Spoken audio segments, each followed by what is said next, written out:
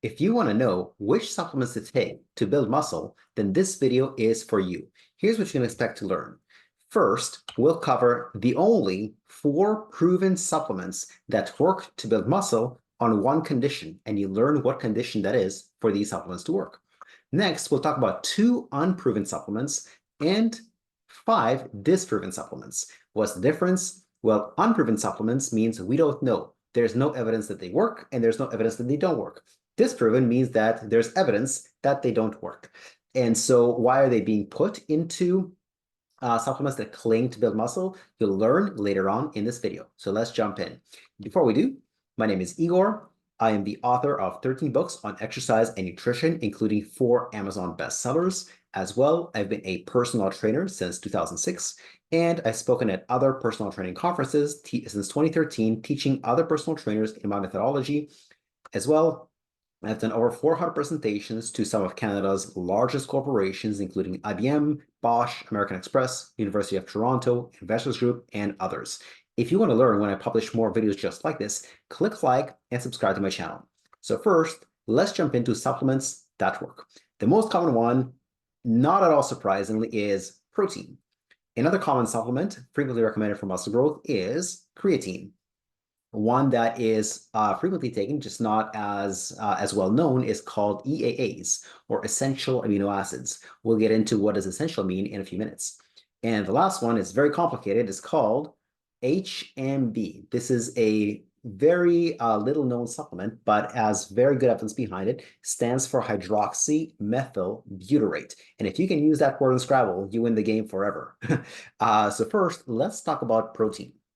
So here is one meta-analysis titled Effects of Whey Protein Alone or as Part of a Multi-Ingredient Formulation on Strength, Fat-Free Mass, or Lean Body Mass in Resistance-Trained Individuals. And here is what they found. They found that unquestionably whey protein works, but it only works when it's getting you from deficient protein to sufficient protein. If you are getting enough protein to begin with, to go from sufficient to excessive will not build more muscle. There is a threshold past which more protein is not necessarily better. It's not necessarily harmful, but it's not better. It won't do anything else for you. Now, if you're wondering, how much protein do you need? How much is deficient and how much is sufficient? Well, protein requirements depend on 3 different factors. 1 is your body weight. 2 is your age, whether you're over 60 or under 60. And 3 are your activity levels. In other words, are you sedentary? Are you doing cardio only? Are you doing strength training only? Or are you doing cardio plus strength training?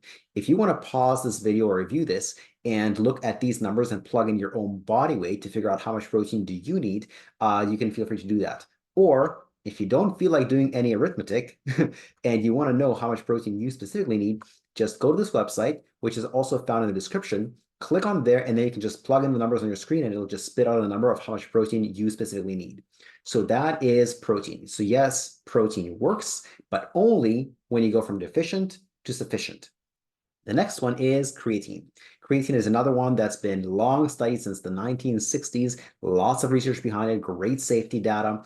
And here is a meta-analysis titled Effect of Creatine Supplementation During Resistance Training on Lean Tissue Mass and Muscular Strength in Older Adults. Here it was the meta-analysis. In all the studies included in this analysis, there were people between 57 and 70 years old who were strength training 2 or 3 times per week, and these studies lasted between 7 and 52 weeks. Group 1 took creatine, Group 2 did not take creatine, and here were the results. So the group that took creatine over the duration of somewhere between 7 and 52 weeks gained 3 pounds more muscle as a result of it. How does it work, you wonder? Well, you can get more reps in. In other words, if you can do the same exercise, but get, instead of 10 repetitions, you can squeeze out 12 or 13 repetitions, you're working harder. The other way that it helps you gain muscle mass, and I really shouldn't say muscle mass, I should say lean mass. And here's the real difference between lean mass and muscle mass. Lean mass is everything that is not fat. That includes water, blood, bone, skin, hair, etc. That's all lean mass. Muscle mass is one component of lean mass, okay? And so Creatine helps you add lean mass, but not necessarily muscle mass. The way it helps you add lean mass is because your muscles store more water, but that's not necessarily more muscle. But it does give you the appearance of more muscle. Okay, now who is creatine particularly beneficial for? Well, creatine is naturally found in muscles. It's manufactured by the liver and it's largely stored in muscles. And so people who consume very little red meat, they will benefit particularly from creatine. Now, those who consume, at the other end of the spectrum, those who consume very little red meat, which is about 20% of people, are non-responders to creatine because they have enough. Again, creatine, if it has an effect, it's only because it takes you from deficient to sufficient. If you already eat a lot of red meat, you're already sufficient. To go from sufficient to excessive won't really do anything. No harm, but no benefit either. Creatine is very, very safe. If you're on any medications, don't take creatine until you speak to a pharmacist. If a pharmacist clears you for creatine, by all means, go ahead. Another popular supplement, but less popular than protein and creatine, is EAAs, or essential amino acids. So here is one meta-analysis titled The Efficacy of Essential Amino Acid Supplementation for Augmenting Dietary Protein Intake in Older Adults. And here is what they found. EAA supplementation helps increase lean body mass, but again, only works on a low protein diet. The message is the same. To go from deficient to sufficient is great. Sufficient to excessive is not good. Who is this for? This is particularly good for people with a low appetite. Protein is very, very filling, so it makes you fuller, longer, so you want to eat less food. However, what if at the point where you want to eat less food is still not enough protein? Well, then there's a problem. You either have to force feed yourself or find other ways to get yourself up to par. And one great way is essential amino acids. Essential amino acids are just a powder. You put it in water. It doesn't affect your appetite. It doesn't fill you up, but it does contribute to your protein, to your daily protein intake. And the last supplement that has been proven to work for building muscle is HMB, or hydroxymethyl butyrate. Here is one study titled The Effects of Leucine Metabolite, beta-hydroxymethyl butyrate on Muscle Metabolism During Resistance Exercise Training. Here's what they did in this study. They divided people into two different groups. Group number one did strength training and received a placebo. Group number two did strength training and received HMB. And here is what they found. They found that the group that did strength training with a placebo, they gained 1.8 pounds over the duration of the study. However, the group that did strength training and received HMB, they gained 5.2 pounds over the duration of the study. Not bad. And if you're wondering, how does it work? How does HMB increase muscle mass? Well, what it does is it decreases protein breakdown. In other words, at any given time, there are two processes running. One is protein synthesis, two is the opposite, protein degradation. And it's the ratio of the two that determines net gain, net loss. So if you have more protein synthesis than degradation, then you'll build muscle. If you have the same amount of synthesis as degradation, you'll maintain muscle. And if you have more degradation than synthesis, then you will lose muscle. What HMB does is it decreases the amount of protein that your body breaks down. So these are the only 4 proven supplements. And as a bonus, steroids always work. That's just a joke, by the way. Don't take steroids. Now, let's talk about unproven supplements. Here is one of the most unproven supplements, and that is taurine. Taurine is an amino acid, and then there's also nitric oxide, which again, no evidence for either one of those. So let's talk about taurine. Again, no research whatsoever as to its effects on muscle growth. There is research on taurine for other purposes, for endurance, for heart issues, for blood pressure, etc. But there is no research on taurine for muscle growth. So if there's no research, why is it often added to protein supplements or to muscle building supplements with a promise that it will build muscle? What's behind that? Is it just marketing? Is it just deception? Or is there some kind of mechanistic evidence that shows that maybe it'll work? Well, here is one meta-analysis titled The Effects of an Oral Taurine Dose and Supplementation Period on Endurance Exercise Performance in Humans. Basically, what that meta-analysis showed is that indeed taurine supplementation improves endurance performance. That means if you're doing cardio, you'll be able to do it for longer, or you can do it faster than if you didn't take taurine. Okay. However, that doesn't mean you can build muscle as a result of it. So again, there's no research on taurine for muscle growth. The other one is nitric oxide. This is another one with absolutely no research for muscle growth.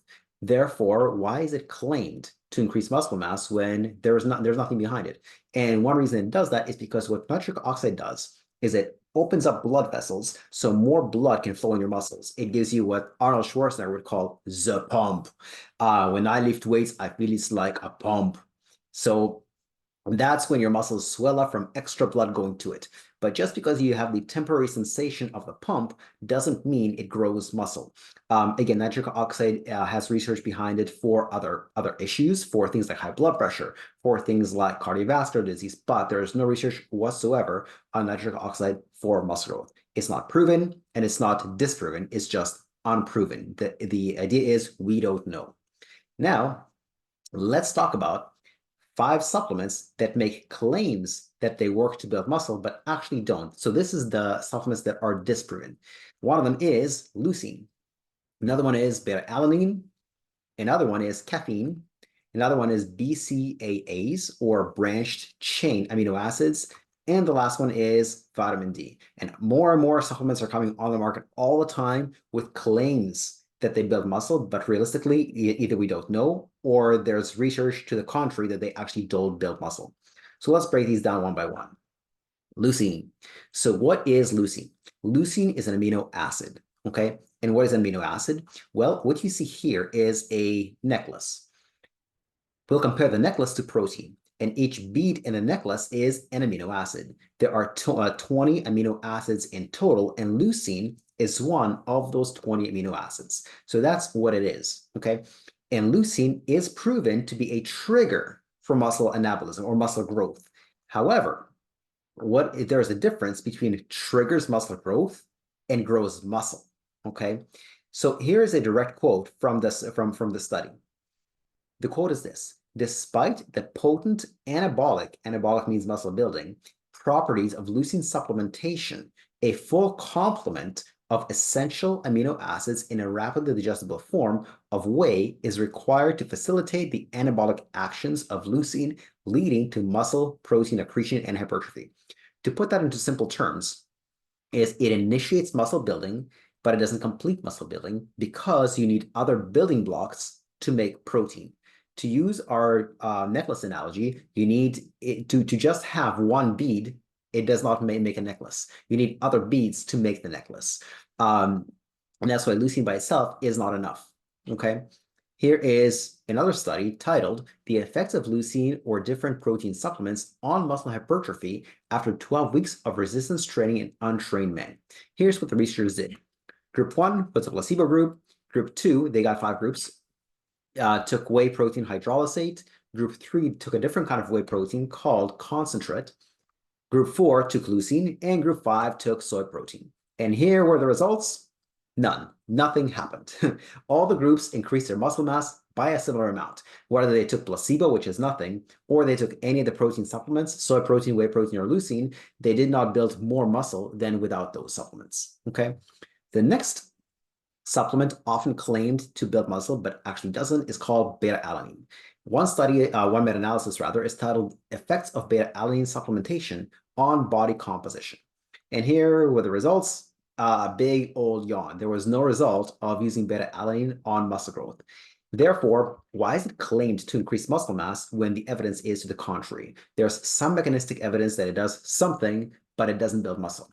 What it does is it increases how many repetitions you can do before you fatigue, but those extra reps don't translate to more muscle.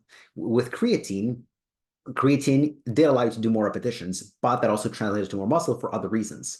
Beta-alanine allows you to do more repetitions, but that doesn't translate to more muscle. There's also other research on beta-alanine for other performance and health outcomes, but the research that exists on muscle mass, and is pretty substantial, shows no effect whatsoever.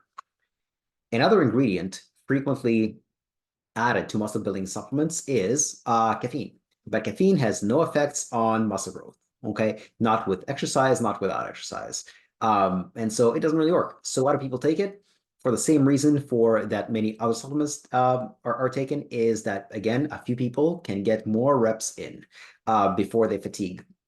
However, some studies show that you can't get any more reps in, and I think it largely depends on how many reps are you doing. Are you doing 1 repetition, 15, 20, 30, or more? In any case, extra reps here don't convert to more muscle growth. Because of that, there are other reasons to take caffeine. It's good for your heart, it's good for diabetes, it's good for many other reasons, and I have other videos about it. But muscle growth is not a good reason to take caffeine.